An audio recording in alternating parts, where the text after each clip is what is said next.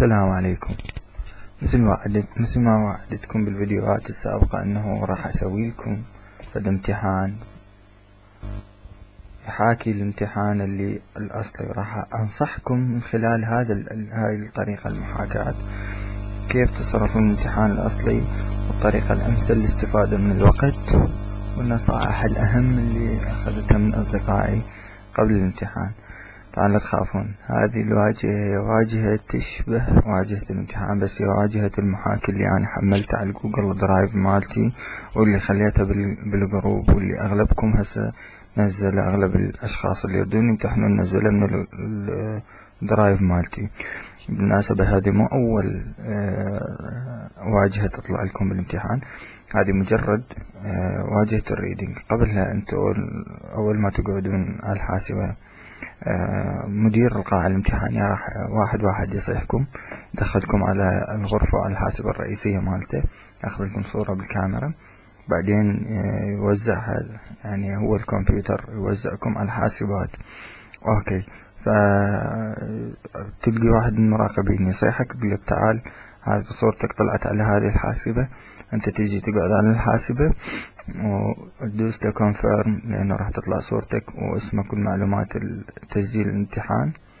خوش، تقول له كونفيرم، يبدأ الامتحان، تطلع لك هذه الواجهة. هذه الواجهة مثل ما تشوفون يعطيكم في المعلومات عن الامتحان. هذه المعلومات أنا ذكرتها بالفيديو الأول عن الامتحان الريدنج. اوكي، علمكم انه مثلا شلون واحد يريد يجاوب على السؤال، شلون يدوس نيست، شلون يدوس باك رجوع اقول لكم انه القطعة هي ما يقارب 700 كلمة، وكل قطعة بها 12 سؤال، فنتعداها. يعني احنا في امس الحاجة الى الوقت.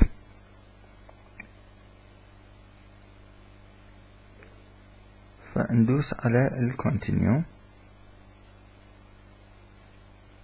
بدأ العداد. تشوفون هذا العداد هو بداية الامتحان. فهذا العداد هو يعطيك 60 دقيقة للإجابة عن 3 قطع، خوش، ما يعادل 51 سؤال، 12 إلى 14 سؤال بكل قطعة. خوش، يعني بمعدل خلينا نقول القطعة هي والأسئلة مالتها ب20 دقيقة. يعني واحد لو قد ما يكون سريع بالقراءة، إلا جماعة التخصص، جماعة اللغة الإنجليزية، هم يعني يكون عندهم الحظ الأوفر، لأنه عندهم معلومات وعندهم مفردات أكثر من البقية. فالبقية أنصحهم، والنصيحة لوجه الله، الامتحان أو الأسئلة بصورة عامة هي من يجيك السؤال عن القطعة ينطيك موقع الإجابة مالته، فلذلك لا تدوخ نفسك وتقرأ. أني نصحني شخص من الناس اللي جو امتحنوا وياي، وأيضا خاض الامتحان سابقا، بس صار أدخل بالميكروفون فاضطر أنه يعيد الامتحان، لأنه بالامتحان الأول نصحوني النصيحة وما أخذت بيها. خوش، فأنصحكم أنتوا أخذوا بيها، أنه تيجي على القطعة تفر السكرول، هذا السكرول أنزله لي جوا، خوش، وكأنما أني قرأت القطعة كاملة.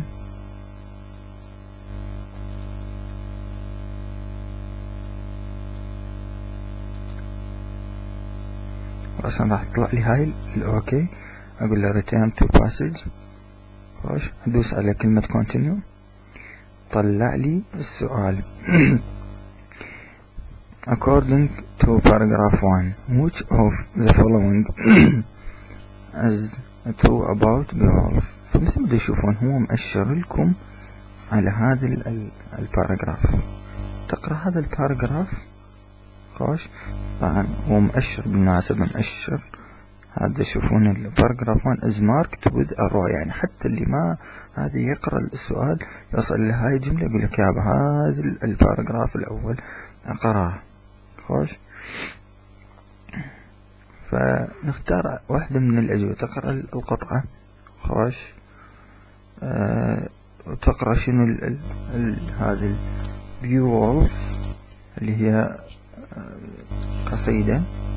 اوكي، وتقرأ المعلومات اللي عنها.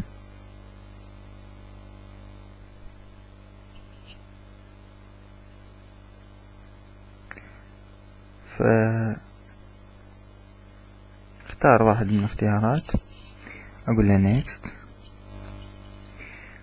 تشوفون اسئلة البقية اسئلة يعني بعض الاسئلة يعني بسيطة جدا، مثل the word which in the passage refer to.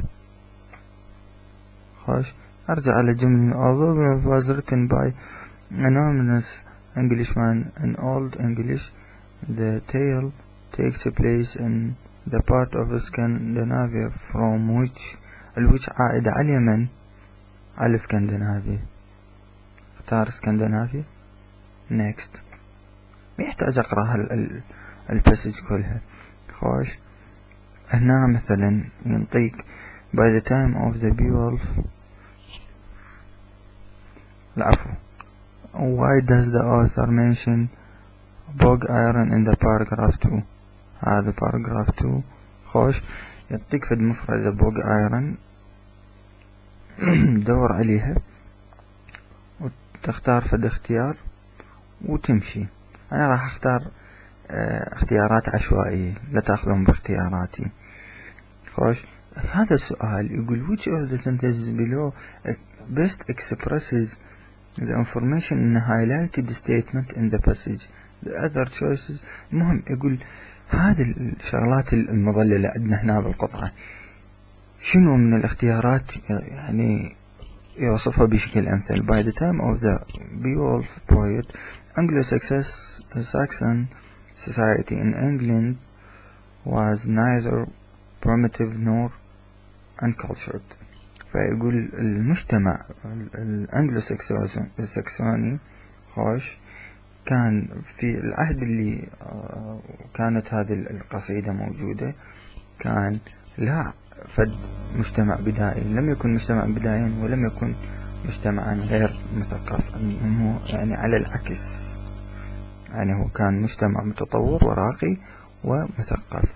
فالسوسايتي was both advanced and cultured. هذا يوصفه was not primitive or cultured يعني then has society that was primitive not cultured. اللي يشوفون الاختيارات مو شو اسمه، يقولون society was advanced not cultured، يعني معلومة صح معلومة غلط. was هنا يقولك was both advanced يعني primitive يعني مجتمع بدائي، advanced يعني مجتمع خلينا نقول متمدن متحضر، cultured مثقف. خلاص فهاي الأسئلة يعني بس يشوف which of the sentences below best express، يعني أعرف إنه هذا شو اسمه أقرأها وأقرأ الاختيارات، ما يحتاج تضيع وقتك إنه تعرف شنو نوع السؤال. أكو أسئلة واضحة. خوش مثلا the word unique هي شيء فريد من نوعه.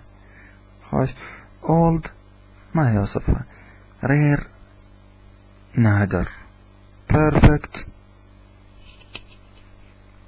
يعني نوعا ما، weak ضعيفة. خوش وهمين واحد إذا يريد يحب يرجع على شو اسمه يقرأ it was unique even in its own time. خوش يعني فريدة منها أيضا هي نادرة.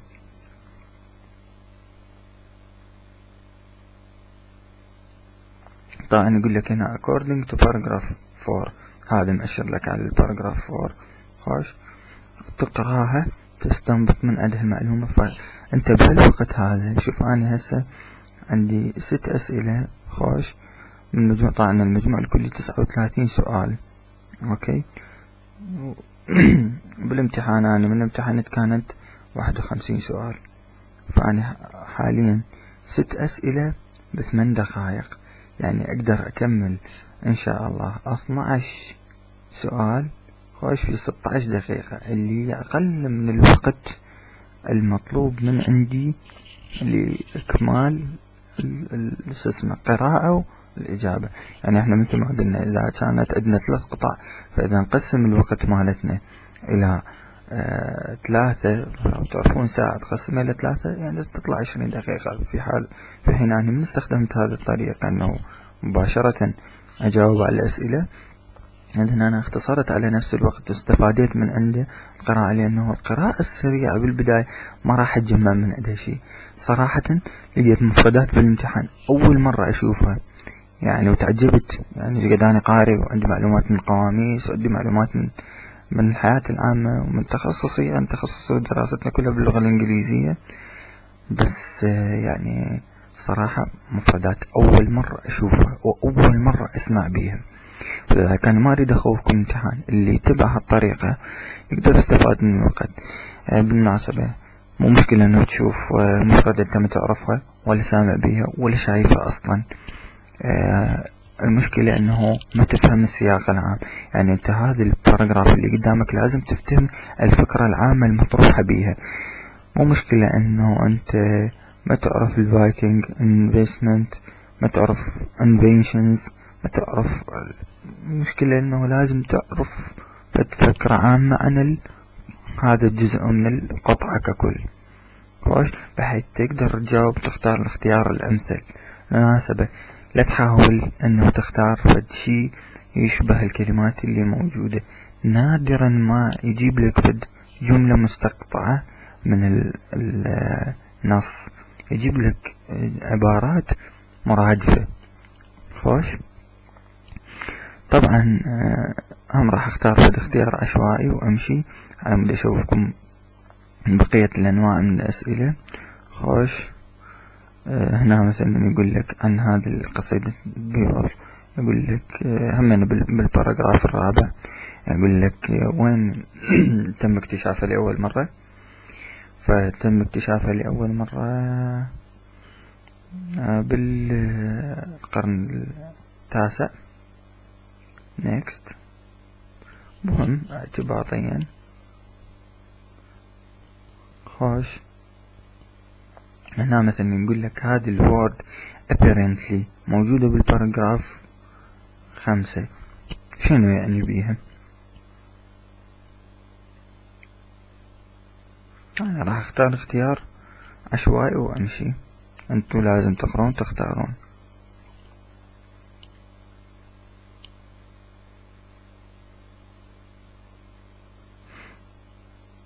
هذا هنا يقول لك the author compared Beowulf character to Hercules because هو كان يريد يسوي فد مقارنة بيناتهم هذا الكاتب عن الموضوع. خوش،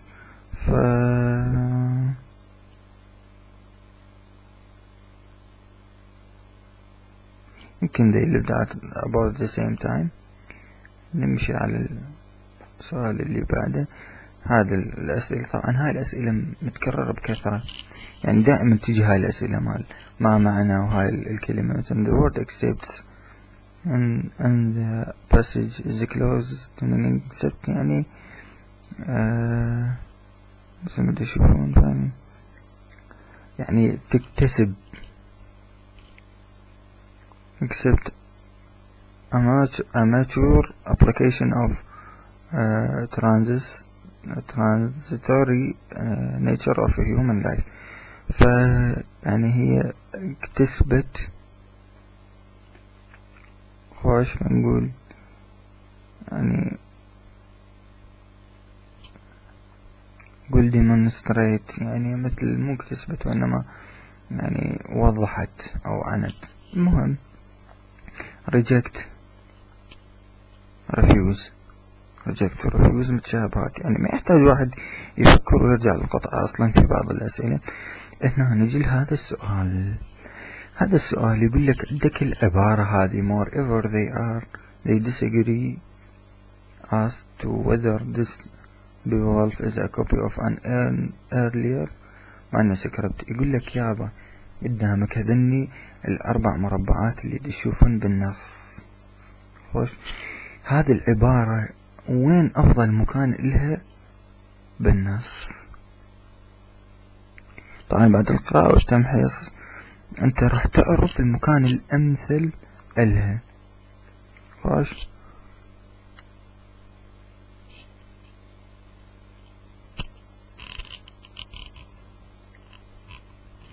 فاحنا راح ادوس على هذا المربع، راح يجيبها ويحشرها بعد هذا المربع. طبعا اقول له next. جينا لهذا النوع من الاسئلة. طبعا بالمناسبة اللي ما يقدر يكمل قراءة القطعة بصورة تامة، خوش، يكفي انه ياخذ معلومات عامة عن الموضوع. هذا السؤال طبعا عليه 3 نقاط، سؤال مهم جدا. فيقول لك انت عندك هذني معلومات مستسقاة ومستوحاة من القطعة، خوش. هاي العبارة اللي عندك انه Beowulf is the oldest Anglo-Saxon epic poem that has survived to the present day. خوش. طبعا هنا كاتب لك نقطتين، هناك بالامتحان ما يكتب لك نقطتين او 3، بس هو يعني بما انه اكثر من اختيار، اذا هو من 2 وفوق. طبعا بالمناسبة اكو اسئلة عليها 5، يقيس درجة وشدة انتباهك لبعض المعلومات داخل القطعة. زين، هنا راح نشوف معلومات. مثلا نقول يقول لك هاي العبارة اربط لي 3 من العبارات اللي جوا بالترتيب اللي تراه مناسب، خوش، الترتيب اللي تراه مناسب بحيث تسوي لها مثل القطعة عن هذا المفهوم. احنا شو يقول لك هي القصيدة هي اقدم قصيدة من العهد الانجلو ساكسون، خوش، واللي هي لحد اليوم موجودة. فيقول مثلا هنا اول اختيار the Northmen were adept in crafting tools and weapons of bronze but هذه المعلومة مو اساسية عن البيولف، هذه تحكي على النورثمان. زين، in the Viking invasion of England Danish armies destroyed monasteries. اي هذه ما لها علاقة. زين، King Hrothgar and Beowulf become friends at the end of their lives after having spent. هذه ما لها علاقة. خوش، راح نجي على 3 الأخيرة. خوش، الترتيب هنا كلش مهم. أدوس على المربع المستطيل، أدوس على الحرف الإي. هو يقول although Beowulf was written by probably a Christian about it was not found until 17th century. أدوس عليها.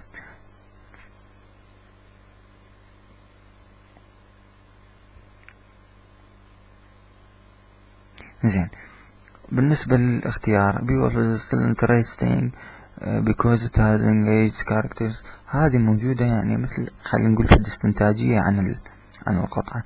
خلينا نقول آخر اختيار، أدوس على هذا المستطيل واختارها كآخر اختيار. بقى عندي المستطيل اللي بالنص، هم أدوس عليه وأدوس على حرف الدي وأقول له next. مثل ما تشوفون هنا دي ينبهني يقول لي أنت خلصت الأسئلة المتعلقة بهذا القطعة، هل تحب أنه تسوي repeat ترجع عليهن؟ أوكي، أو تقول له next. العفو، من دوس next وتطلع لك repeat هنا تقول له continue، راح يعبرك على القطعة اللي بعدها. أعتقد لهنا احنا وصلنا إلى قناعة. شوف أنا بأقل من 20 دقيقة، ب 17 دقيقة كملت الأسئلة المتعلقة بالقطعة الأولى وانتقلت للقطعة الثانية. هذا لا يعني أنه أنتم يعني تأخذون هالأسلوب بحذافيره، لازم تقرون. عني سويت اختيارات عشوائية بسرعة وظليت أحكي خلال الفيديو. أنتم بالامتحان راح تظلون ساكتين وظلون تدورون على الإجابة الصحيحة وأفضل إجابة من ضمن الإجابات اللي موجودة. زين، نكتفي بهذا القدر عن القطع، لأنه هي القطع نفس الأسلوب كلها، بس واحد يعرف شلون يستفاد من الوقت. مثل ما قلنا يفر السكرول للنهاية، ينزلها آخر شي، خوش، ويدوس على الكونتينيو ويبدي يجاوب الأسئلة. زين، راح أترك هذا السكشن، راح أدخل للسكشن الليسننج.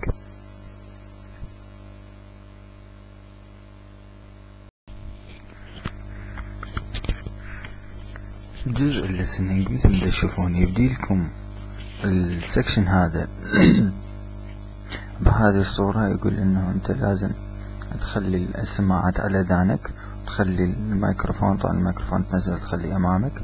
خوش، ويقول لك ينبهك على انه عندك هنا السلايد هذا تقدر تصعده لليمين هو يعني الصوت، واليسار ينزل الصوت. خوش، ونقول لك انت تكون مستعد مستقر تبدي التيست. بالمناسبة الجزء الليسننج هو أسهل جزء بالامتحان. طبعا الامتحان أخذ فترة تجريبية بالسنوات السابقة إلى أن استقر إلى صيغة معينة، بما أنه الأمريكان ما يتحدثون لغة إنجليزية كاملة الأصوات. يعني الأمريكان يبلعون حروف، الأمريكان يلفظون كلمات بطريقة تختلف عن اللفظة الإنجليزية، ولأن أغلب دول العالم تدرس إنجليزي مو أمريكي، فحاولوا قدر الإمكان أنه يحسنون هذا السكشن بالسنوات السابقة. وإحنا لأنه طرأ بالعراق تغيير كبير وسقوط النظام، دخلت علينا هذه الشغلات التلفزيون والستلايت وغيرها، بدينا ندمج وبدينا نتعلم بعض المفردات الأمريكية ونفهم الكلام السياق العام للكلام مالتهم في أي موضوع من مواضيع داخل الفيلم أو داخل المسلسل اللي نشوفه.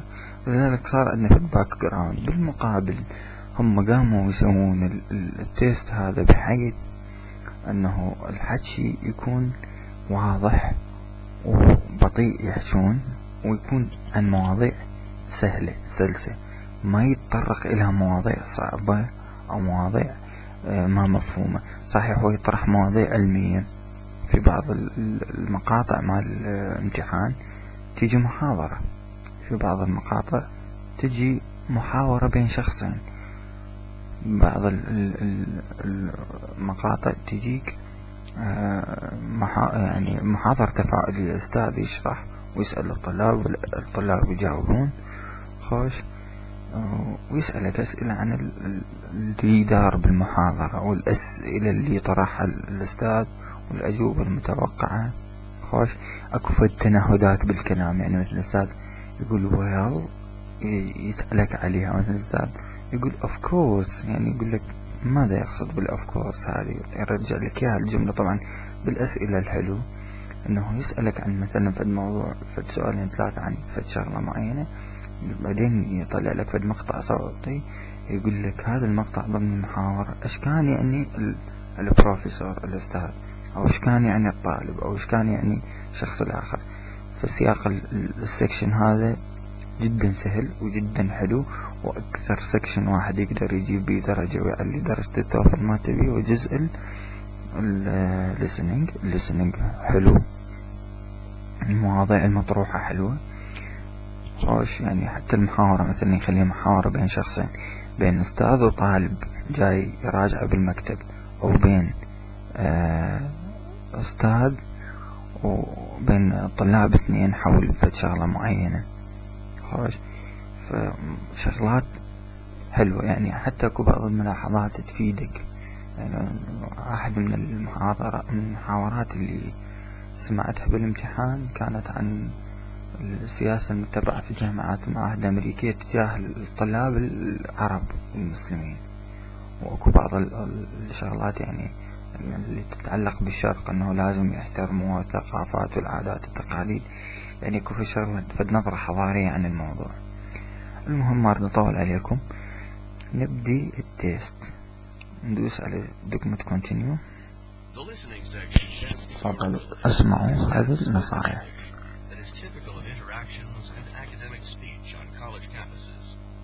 During the test, you will listen to conversations and lectures and answer questions about them. This is the long format for the listening section. On the long format, you will listen to 3 conversations. طبعا مثل ما دا تعرفون، مثل دا تنتبهون، هو دا يشرح فد معلومات عن سياق الامتحان. اوكي. فمسبقا أنا شرحت انه قلت الامتحان عندنا كونفرزيشنات، وعندنا محاضرات، وعندنا محاضرات تفاعلية، وعندنا نصائح مثلا، يعني مثلا محاضرة عبارة عن نصائح وإرشادات عن الموضوع، فأنت تستمع وتأخذ الملاحظات، تحب تسجل ملاحظات أثناء ما تستمع، تحب أنه تجمع الأفكار مثل أغلب الطلاب يسوون. المهم هذه المقدمة عن الليسننج تقدر تتخطاها بالضغط على كلمة continue. نبدأ بهذه المحاور. اسمعوا. Hi, are you Paula? Jim? Hi, nice to meet you. Glad to meet you. So, you need some tutoring in English? Yeah, I'm taking English composition and I'm not doing very well on my essays. Right. Well, first, let's see if we can figure out a time to meet that we're both free. Okay. How about Mondays? Maybe in the morning? I don't have any classes until 11 on Mondays. That'd work, but I was hoping we could, meet more than once a week. Oh, well, Tuesdays are out. I've got classes and, I work at the library part-time on Tuesdays and Thursdays. But I could get together on Wednesdays. In the morning? Probably 9:30 would be best. That way we'd have an hour to work before I'd have to get ready for my 11 o'clock. So that would be 2 hours a week then? I could do that. Oh, but would that be extra? Would I need to pay you for the extra session? No, just so you meet me here at the Learning Center and we both sign in, then I'll get paid. This tutoring's free, to you, I mean. The school pays me, but we both have to show up. If you don't show up and sign in for a session, then I don't get paid, so... Oh, don't worry about that. I really need the help. I won't miss any sessions unless I'm sick or something. Okay, then. So you want me to help you with your essays? Right. I could bring you some that have, comments on them. I'm getting C's and... Well, that's not too bad. Once I see some of your writing, we should be able to pull that up to a B. Think so? Sure. But I need to explain something. Some of my students in the past, they expected me to write their essays for them, but that's not what a tutor's supposed to do. My job is to help you be a better writer. Oh, I understand that. But you'll read my essays, right? Oh yeah, no problem. We'll read them together, and I'll make suggestions. Great. I think part of the problem is I just don't understand the teacher's comments. Maybe you could help me figure them out. Sure. Who's the teacher? Simpson? No problem. I've tutored a couple of her students, so I know more or less where she's coming from. Okay then. I guess we'll meet here on Monday? I'll be here. 9:30, you said. Just sign in when you get here.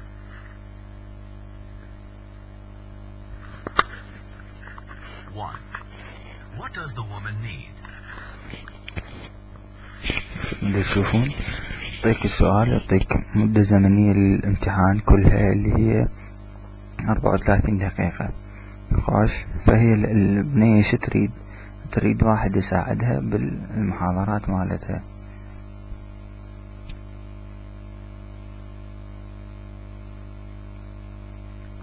فتاخذ موعد ويا الولد حتى ايش يدرسها.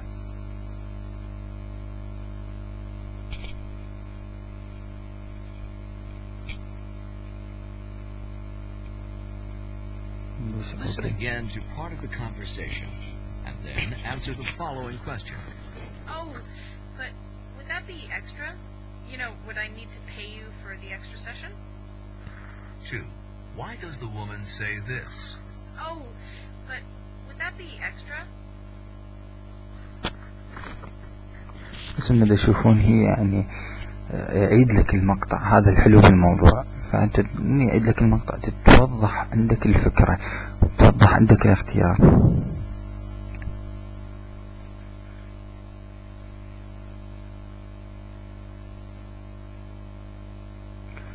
خوش. هي خايفة على ايش؟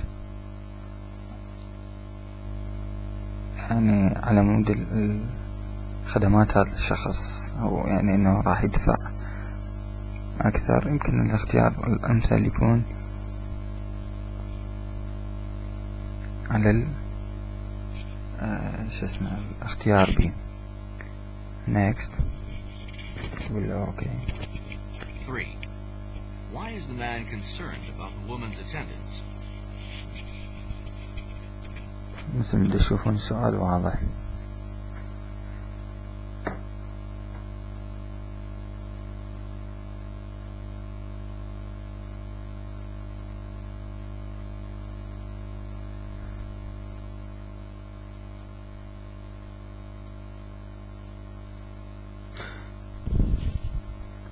هذا الاختيار الصح البي. he will not get a paycheck if she is absent. يعني هو ما راح يدفع شيء، هي اللي راح تدفع. 4. What does the man agree to do? هو وافق على أنه يساعدها.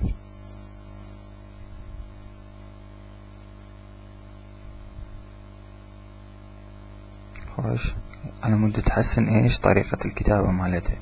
اختار دي وقول له next. أوكي. 5.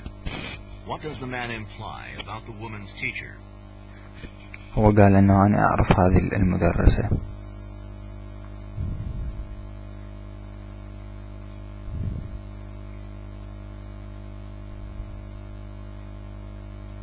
فهو يعني خلينا نقول يعرف الأشياء اللي تطلبها هذه المدرسة.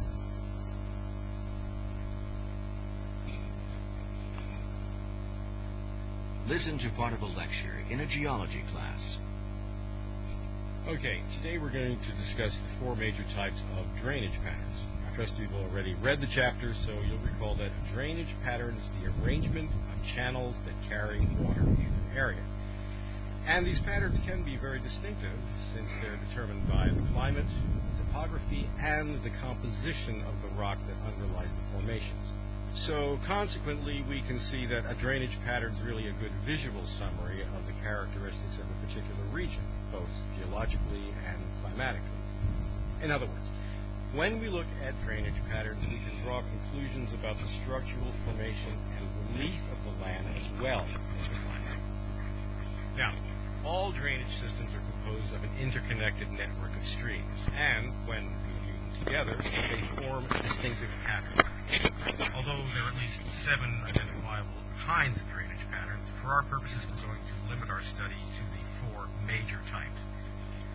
Probably the most familiar pattern is the dendritic drainage pattern. This is a stream that looks like the branches of a tree. Here's an example of a dendritic pattern.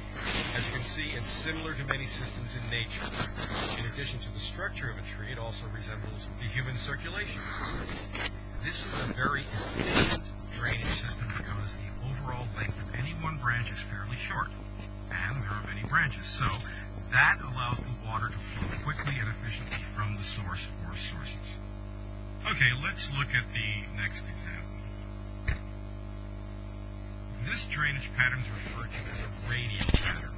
Notice how the streams flow from a central point.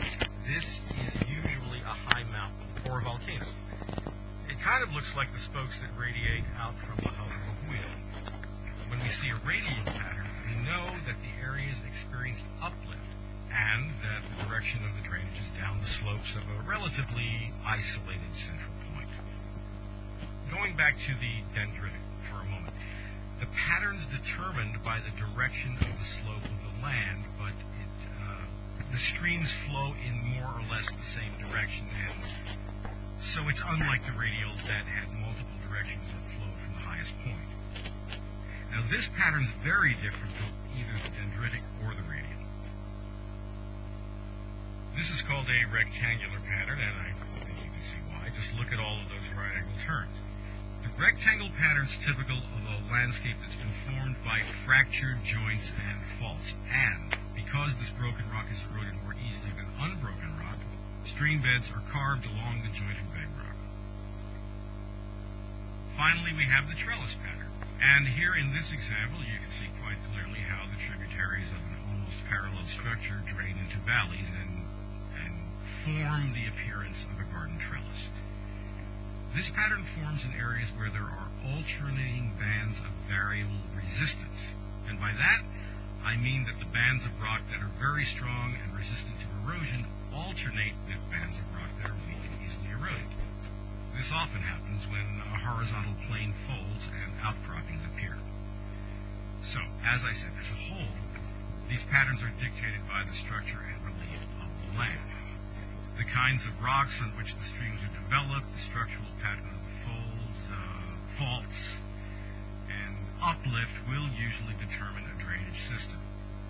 However, I should also mention that drainage patterns can occasionally appear to be, well, out of sync with the landscape. And this can happen when a stream flows over older structures that have been uncovered by erosion, or when a stream keeps its original drainage system when rocks are uplifted. So, when that happens, the pattern appears to be contrary to the expected course of the stream. But I'm interested in your understanding the basic drainage system, so I don't plan to trick you with test questions about exceptional patterns.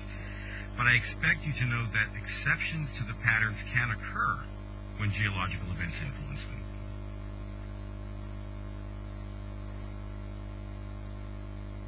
Six. What is this lecture mainly about?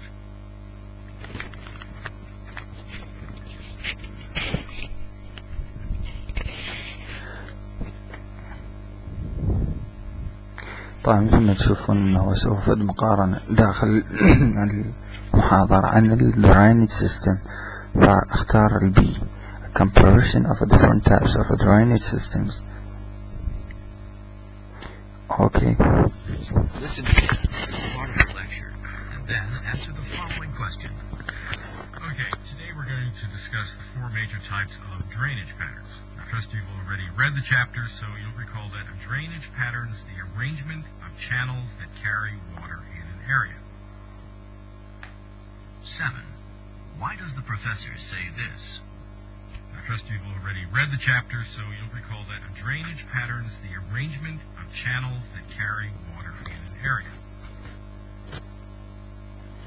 مثل ما تعرفون، مثل ما انتبهتوا على السؤال أو الكلمات الدكتور، هو يقول إنه يعني متوقع من أنتم تقارين الكتاب.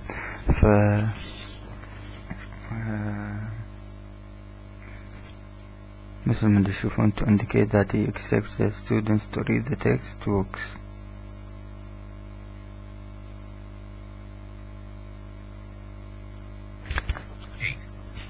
How does the professor introduce the dendritic drainage system?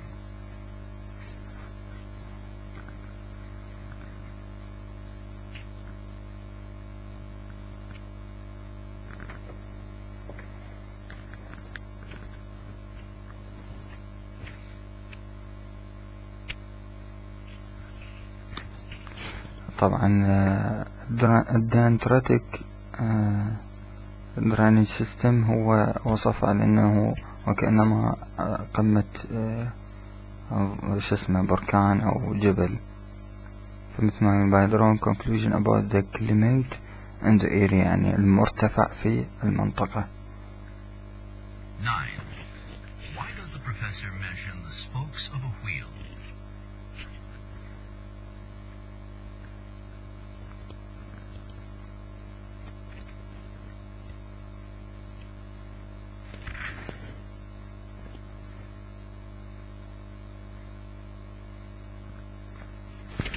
وسواء ذكر هذا الويل، يمكن أنا صراحة ما انتبهت وياه خلال هذا الشرح، بس هو يمكن example dendritic drainage system. 10. In the lecture, the professor discusses the trellis drainage pattern. Indicate whether each of the following is typical of this pattern.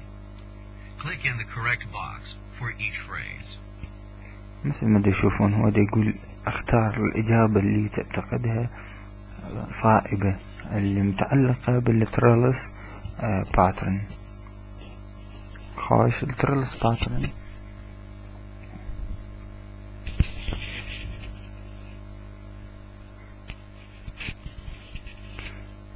هي هذا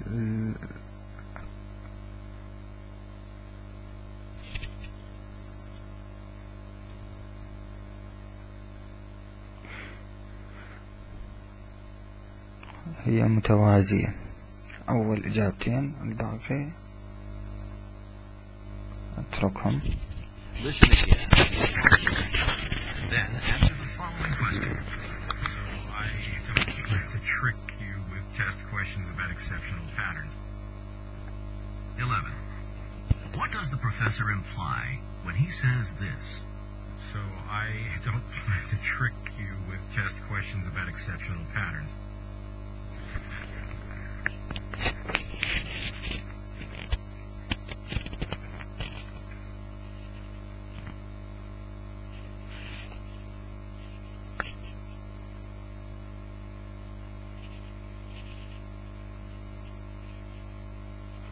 هو يقول انه ما اريد يعني اضللكم او ما اريد اخليكم تتوهون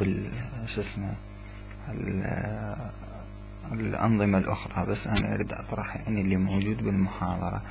خوش، فاعتقد انه لازم students should read their textbooks before the test.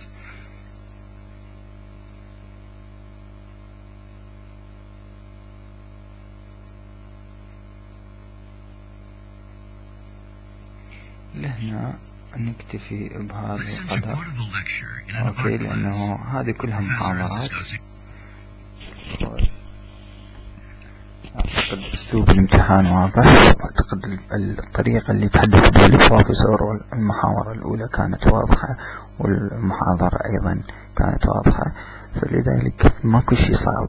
اللي يشوف امتحان صعب ثاني هذا بالمحاكي سويت له بوز، يعني اقدر اوقف الامتحان. اذا اللي يحاول يختبر نفسه بالبيت يقدر يوقف الامتحان، يحاول انه يسمع القطعة من جديد، او يطلع امتحان ويدخل باسم مستخدم جديد. وكذلك المسائل الاخرى الليسننج، يعني الاسئلة مالته كلش حلوة وواضحة مثل اللي تشوفون هسه. يعني الاسئلة ما طولت ثواني، كملت قامت اسئلة ومشيت عبرك. فهذا المتعلق بجزء الليسننج. يعني بعموم الحال اللي يخوف بالامتحان مو يخوف، انما يعني الشخص يعني يحس نفسه الوقت ضيق للكلام، هو جزء السبيكينج. راح اوقف التيست هنا وانتقل على جزء السبيكينج. راح اشوفكم مجرد سؤالين، انا ما راح احكي، بس راح انطلق استراتيجية لتجميع المعلومات قبل البدء بإجابة السؤال. ننتقل على طبعا بجزء الليسننج هم استخدمنا السماعة، مثل ما تشوفون. اللي يشوف هذا بداية هذا السكشن يتصور انه هم listening، لا هو speaking. يطلب من عندك انه تخلي السماعة بأذنك وتعدل الميكروفون بحيث يصير قريب من وجهك، قريب من فمك، حتى تسجل الصوت بأفضل دقة ممكنة. بالمناسبة بعض الأسئلة راح تجيك من يقرأ لك السؤال، من يطلع السؤال أمامك بالشاشة يقرأ لك السؤال، بس أنت خلي السماعات بإذنك. ليش؟ لأنه راح تقريبا أغلبكم من القاعة الامتحانية راح يوصل لهذا السكشن بنفس الوقت. يعني أغلب الممتحنين راح يبدون الجزء السبيكينج بنفس الوقت، فراح يصير عندك تشويش من البقية. فحاول أن تخلي السماعة بإذنك وتسيطر على الميكروفون بحيث تسجل صوتك بصورة صحيحة. خوش، أو السماعات إذا حسيت أنه أكو إزعاج شوية تقدر تضغطها بإيدك، خوش، بحيث ما تسمع صوت من الاتجاهات الباقية. قبل لا تبدي التيست راح يختبر الصوت مالتك، راح يقول لك تحدث لي عن فد موضوع معين بدون ما هذه، بس يختبر الميكروفون انه هل تم التسجيل. فاذا تم التسجيل يقول لك اوكي، واذا ما تم التسجيل يخليك تعيد التيست على الميكروفون. بعد ما تعيد طبعا التيست راح يكون ايضا راح يطلع لك صورة شخص مخالي السماعات بدنا، خوش، من يسوي لك التيست، وهاي الصورة موجودة امامك. اوكي، فما طول عليكم، راح أعطيكم في المثال عن سؤال واحد هنا في جزء السبيكينج، لأنه هي كل الأسئلة تعتمد على مدى انتباهك بالدرجة الأساس، ومدى خلينا نقول استيعابك المفردات الإنجليزية وطريقة لفظها. طبعا الامتحان ما يقيس بس كمية المادة المتكلم بها، يعني ما يقيس عدد الكلمات الامتحان، عدد الكلمات اللي انت تلفظها، لا، يقيس ايضا قدرتك على ايصال المعلومة، يقيس ايضا قابلية النطق عندك وصحة مخارج الحروف. راح يسأل شخص يقول مثلا يعني شلون، يعني مثلا عندك فد إنسان عنده لسانه ثقيل، فهذا أيضا راح بالريبورت راح يكتبوا له إنه أنت عندك فد مشكلة باللسان وعندك فد شغلة لازم تعالجها مثلا. وبالنسبة للجزء السبيكينج، يعني دائما الطلاب يصير عندهم قلق من هذا الجزء، مع العلم يعني هو الجزء مو مقلق، لأنه هو أصلا الاختبار هم الأمريكان يعني خالين جزء السبيكينج، خالين عليه درجات أكثر من بقية، فأنت لازم بس يعني شوية تشهق أنفاسك، تسحب نفس، تستقر، تقعد عدل، تحاول أنه ترتبك، لأنه هي مجرد أنه يبدي الامتحان، يعني يبدي هذا السكشن، يعني راح يصير عندك قلق، فحاول انه يعني تسيطر على مخاوفك وقلقك. مناسب المقطع او السكشن السبيكينج ينقسم الى 6 اسئلة. اول سؤالين يسألك عن شيء عام، خوش، يسألك السؤال، بعدين يقول لك حضر الإجابة في غضون 15 ثانية بعد ما تسمع البيب، يطلع لك فد بيب صغيرة وعدادة 15 ثانية، من تخلص لازم انت محضر فد شغلة تقولها مباشرة على السريع. حاول انه ما تستعجل، انه تذكر الشيء اللي تقوله براحتك، تلفظ الكلمة على مهلك، خوش، وترتب جمل. أهم شي ترتيب جمل، لأنه قياس القواعد مالتك، القواعد التزام قواعد اللغة الإنجليزية، هو راح عن هاي السكشن، يعني سكشن السبيكينج والسكشن اللي بعده ولي سكشن الرايتنج. ما راح أطول عليكم، راح أضغط على دقمة الكونتينيو. أشوفكم مثال على السؤالين الأولين مثل ما قلنا تحكي عن شيء عام، السؤالين اللي بعدهم يطلع لك في المحاضرة، خوش، وبعدين يقول لك العفو، السؤالين بعدهم تقرأ عن في الموضوع وتسمع فد اثنين يتحاورون وتلخص، والسؤالين بعدهم تسمع محاضرة وتلخص اللي ورد بيها. طبعا السؤالين الأولين يعطيك 15 ثانية تحضر الإجابة كل سؤال، السؤالين الثانيين يعطيك 20 إجابة، 20 ثانية لتحضير الإجابة، والسؤالين الأخيرين يعطيك 30 ثانية لتحضير الإجابة و60 ثانية للتسجيل، يعني دقيقة واحدة. أوكي، تختلف مدة التسجيل من امتحان لآخر من محاضرة لأخرى.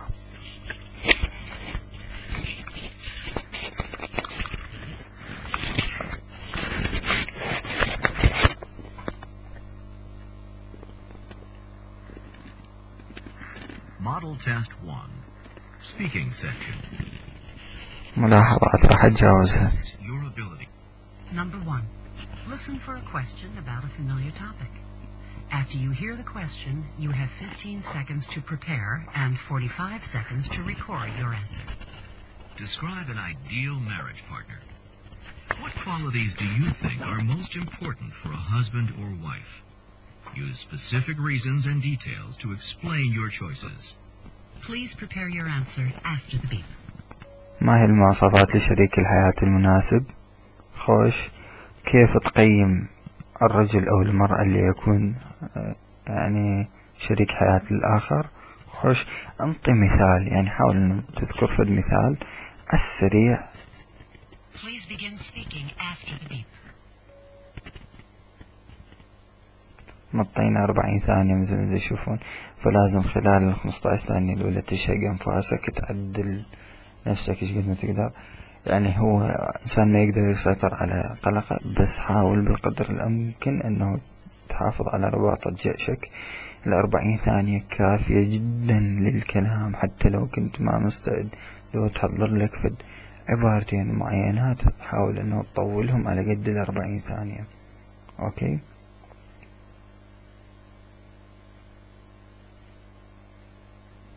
شوفوا يعني أنا ايش قد حكيت، ما خلصت 40 ثانية.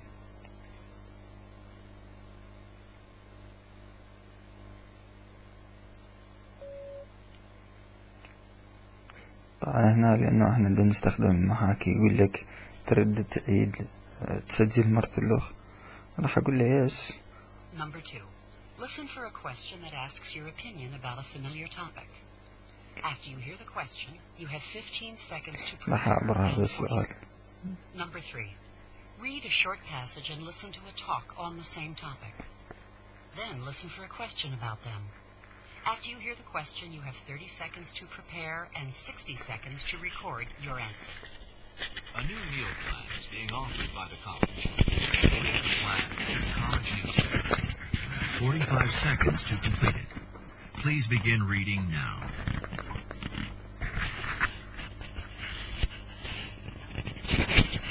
حاول أنه تقرأ بسرعة، حاول أنه تخلي إصبعك على الشاشة حتى تتبع الكلمات بسرعة، مثل ما شفتوا انطى 45 ثانية لقراءة القطعة، يعني يا دوب تلحق تقرأها. أوكي،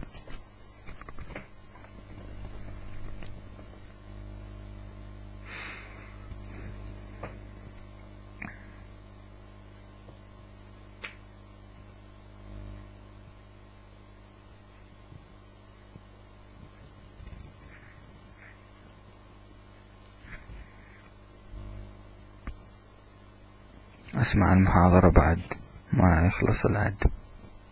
Now listen to two students who are talking about the plan. I don't like to cook, but I don't like eating in the cafeteria every day either. True. The food does get kind of same old, same old. My point exactly. And besides, I go home about every other weekend, so paying for my meals when I'm not there doesn't make a lot of sense. Right. So you'll probably sign up for the 5-day plan next semester. I already did. If I want to eat in the cafeteria some weekend, I can just buy a meal. But I'd probably go out somewhere with my friends if I'm here over the weekend. Well, I don't go home on the weekends as much as you do, but I still eat out a lot on the weekends. So the 5-day plan might work out better for you, too. I'm really glad to have the option. The man expresses his opinion of the new meal plan. Report his opinion and explain the reasons that he gives for having that opinion. Please prepare your answer after the beep. فيقول لك الرجل انطى فكرته عن هذا الموضوع، عن وجبات الطعام، حاول انه تنتقد فد نقد بناء وتنطي السبب اللي هو انطى هذا الرأي. اوكي، مثل ما شفنا 30 ثانية وبعدين وراها يبدأ التسجيل. Please begin speaking after the beep. 60 ثانية للتسجيل. المهم احنا صار عندنا فد انطباع عن الامتحان، ماهية الأسئلة، خوش، وكيفية واحد ما يحضر. المحاورة حست عن موضوع الوجبات الطعام، فواحد لازم يركز، خوش، يحاول انه يسجل ملاحظات. صراحة أنا بس بالسؤالين الأخيرات من السبيكينج سجلت ملاحظات، هذين الأربع أسئلة الأولى ما سجلت أي ملاحظة، اعتمدت على اللي التقطه من عندهم أكرر بعض الكلمات، أحاول أنه أستخدم نفس أسلوبهم بالكلام، وإذا قدرت أنه ألتقط نفس الجملة ألتقطها وأعيدها مباشرة. انتظر الآن يخلص الوقت.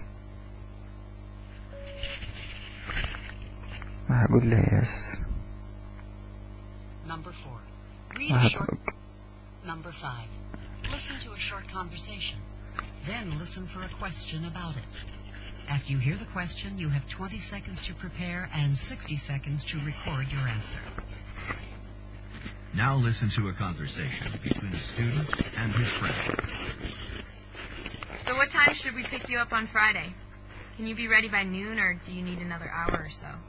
I really wanted to spend the weekend with my family, and the ride with you would have made it even more fun, but... You mean you aren't going? I can't.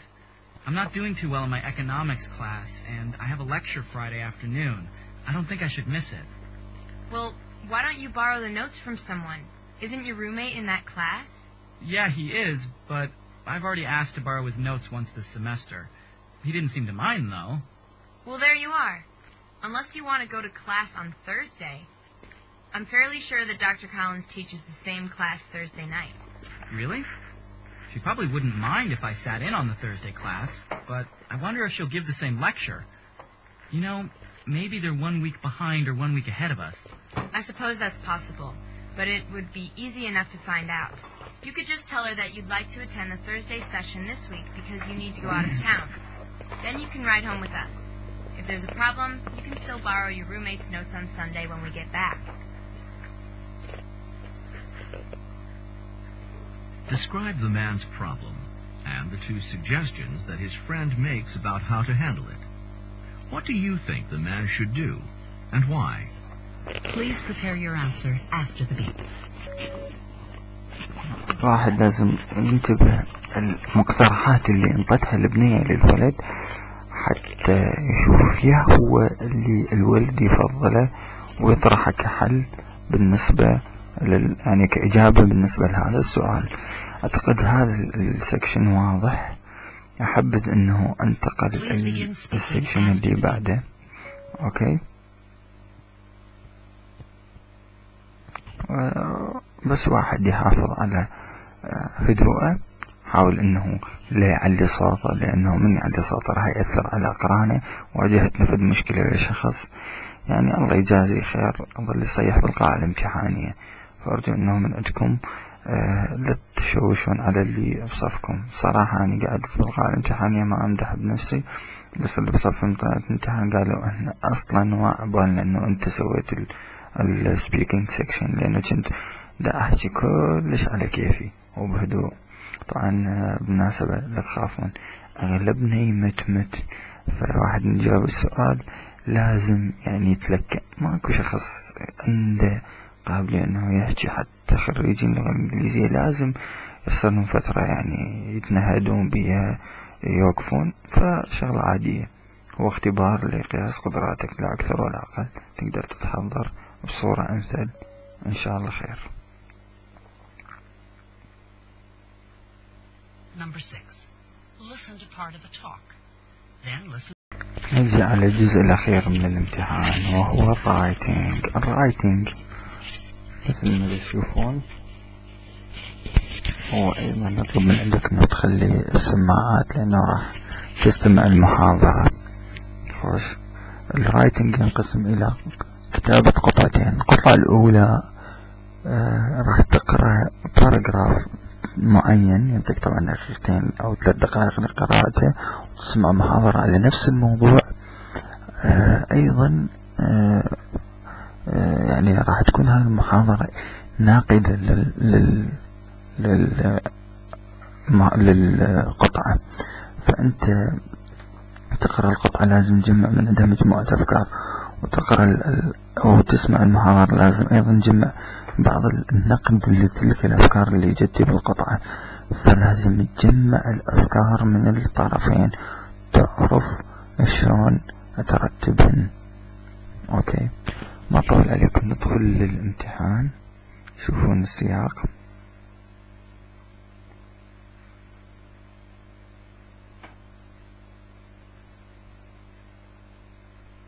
خوش يقول لك عندك 20 دقيقة لكتابة القطعة الأولى. خوش، والقطعة الجود ريسبونس، القطعة الجيدة، هي بين 150 ل 225 كلمة. أنا كتبت ما قارب 237 كلمة.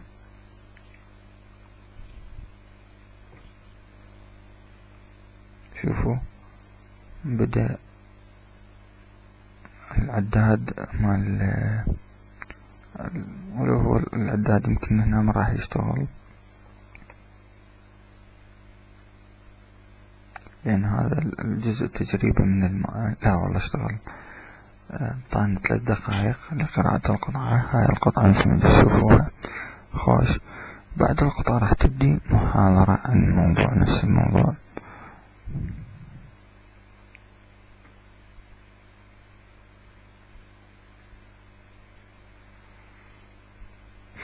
بعد ما تنتهي المحاضرة انتوا هنا تشوفون اكو جزء الكتابة، بس هذا الجزء مال الكتابة راح يكون غير مفعل.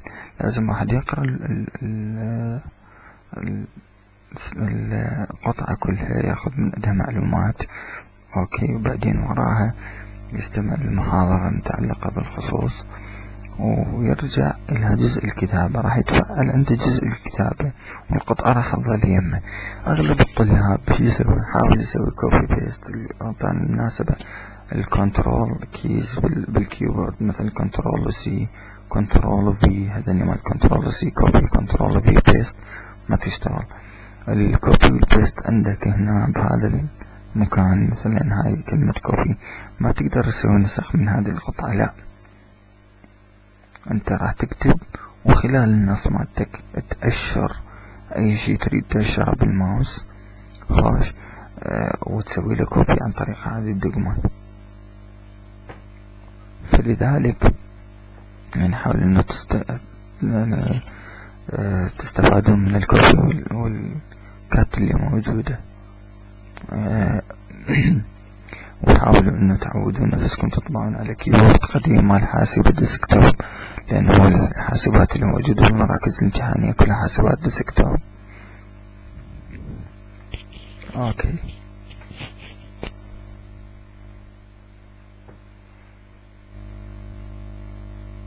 اكو برنامج اسمه ليندا لتعلم الطباعة. البرنامج كلش حلو ويبدي بمستوى بسيط، بعدين يدرج إلى أن يصل إلى مستويات عالية. في برنامج مرتب وفترة بسيطة إن شاء الله تسرع من سرعة الطباعة مالتك، توصل إلى مرحلة مثل ما وصل واحد من الأصدقاء إلى 30 كلمة بالدقيقة. فشي يعني كلش يعني خيالي، لأنه هو يعني وصلك إلى 20 كلمة بالدقيقة، وصل 30 أكثر من 30 كلمة بالدقيقة، يعني عبر الحد المطلوب من عنده.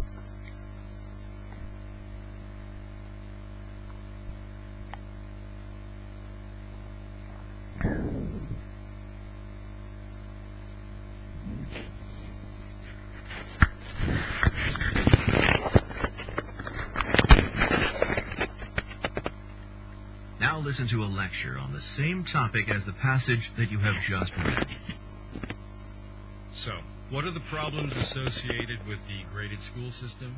Well, for one thing, graded schools don't take into account the differences in academic readiness on the part of individual learners.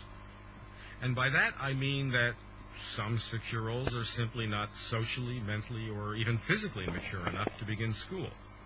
But others are ready in all those important ways by their 5th or even 4th birthdays. And by the time that girls and boys are in their early teens, we can see that there's a significant difference in maturity, in physical and social maturity, but they're still grouped together in intermediate grades in a graded school system. Okay, besides the obvious differences in individual readiness and maturity, the whole issue of promotion needs to be reviewed. Grade level requirements don't really deal with the actual learning that has occurred in a positive way. Many research studies confirm that repeating an entire year because some of the material is not learned contributes to boredom, poor self-concept, and eventually to higher dropout rates. And since graded schools are using group expectations as measured by performance on standardized tests, this is another way to evaluate the group rather than the individual. So what happens is that individual differences in how long it takes to learn a concept or the partial achievement of a grade level curriculum, that is never addressed by the graded school system. Students who need more time to learn have to repeat material that they already know. Students who can learn at a faster rate have to wait for the new material to be presented. So, as you can see, it's not ideal.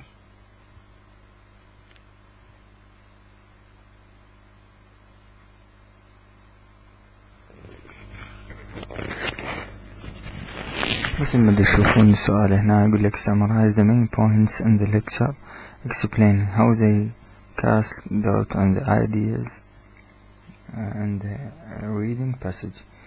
يقول لك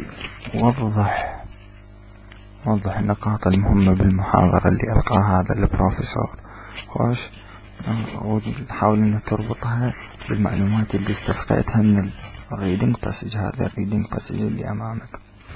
أوكي، أنا إيش راح أسوي؟ راح أترك هذا طبعا العداد شغال، طاق 20 دقيقة. حاول أنه ترتب وقتك، يعني 20 دقيقة هذه حاول أنه يعني بالبداية خليه 3 دقائق أو 4 دقائق، خليه لي خطة عامة للشيء اللي دا أكتبه. أكتب مثلا 4-5 نقاط حتى لو بالعربي، أكتبها أحضرها على صفحة، أقول يابا أنا راح أطرح هذه الفكرة خلينا نقول المقطع الأول، هذه الفكرة بالمقطع الثاني، هذه الفكرة بالمقطع الثالث، وأسوي لي في 4-5 مقاطع. أحاول أنه يعني تستخدم أسلوب بداية ودخول في موضوعك، وأساليب للكتاب الموجودة بالكتاب مال بارنس عشان تكتب، عشان تبدي توصل المعلومة، وشون تنهي الكلاماتك مهمة جدا، مهمة شون يعني أسلوب البداية وأسلوب الخاتمة بالكتابة فيها، يعني تاكل تشرب تاخذ أكثر درجة. أنا الصراحة ما اهتميت بيها وما قرأت عن موضوع الرايتنج، فجتني أقل درجة، جتني 15. على العموم اللي عنده وقت خلي يحاول أنه يطور مهاراته بالرايتنج. وبالنسبة لهذا المحاكمة الامتحان يعطيكم الأجوبة النموذجية. أنا راح أعبر على السؤال اللي بعده.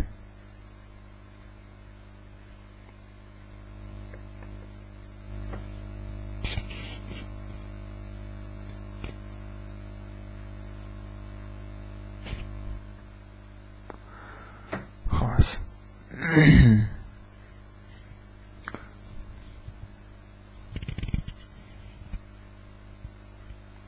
هنا يقول عندك 30 دقيقة لتكتب قطعة مكونة من 300 إلى 350 كلمة.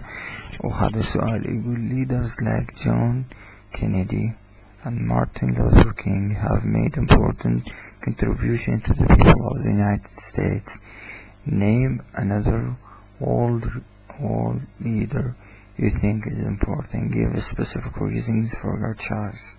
يعني هذول القادة هم شخصيات مشهورة وأثروا على التاريخ الأمريكي. أنت سمي قادة لدول العالم أو ناس تعتقد أنه هم ذوي تأثير يعني بالعالم ككل، وش ونطيف الأسباب منطقية لاختيارك. أنت بهذا القطعة لازم تعرف تبدي شلون تبدي تشرح مثلا عن تاريخ الشخصية اللي تريده، شلون بدأ، شلون وصل واعتلى منصب السياسي، أو يعني خلينا نقول اعتلى القيادة، شلون قام يأثر على الناس، شلون انطى إنجازات، تذكر إنجازاته، أمثلة عنها، وشلون تختتم يعني كلام شلون ترك فترة الرئاسة إذا تركها، أو مثل جون كينيدي تم اغتياله بال64 أو 63 يمكن اغتاله. فأنت تبدي يعني تعطي معلومات عن الشخص ويعني ورا ما تقول مثلا بعد ما مات أو بعد ما ترك السلطة وكان كذا والشعب مثلا يذكر كذا، أكيد طبعا يعني من الرؤساء العرب يعني هم يعني كشعب أمريكي يحترم القاعدة مالته. يعني جون كينيدي انقتل لأنه كان عنده موقف من القضية الفلسطينية خوش. مع ذلك هم يكونون للاحترام كشعب ويعترفون بفضله في بعض الأمور، خصوصا أنه خلى التعليم مفتوح للغالبية السوداء في الولايات الجنوبية. هاي سببت له مشكلة طبعا. يعني عنده إنجازات الرجل، احنا في هنا عن ذكرها. على العموم أتمنى لكم التوفيق، أتمنى أنه يعني تستفادون من هذا الشرح، وإن شاء الله بالفيديوهات اللاحقة أشرح عن كيفية ترتيب الوقت والطرق الأمثل للاستفادة من الملاحظات. خوش، بس راح أشرح في الفيديو صغير جدا عن كيفية استخدام الكتاب.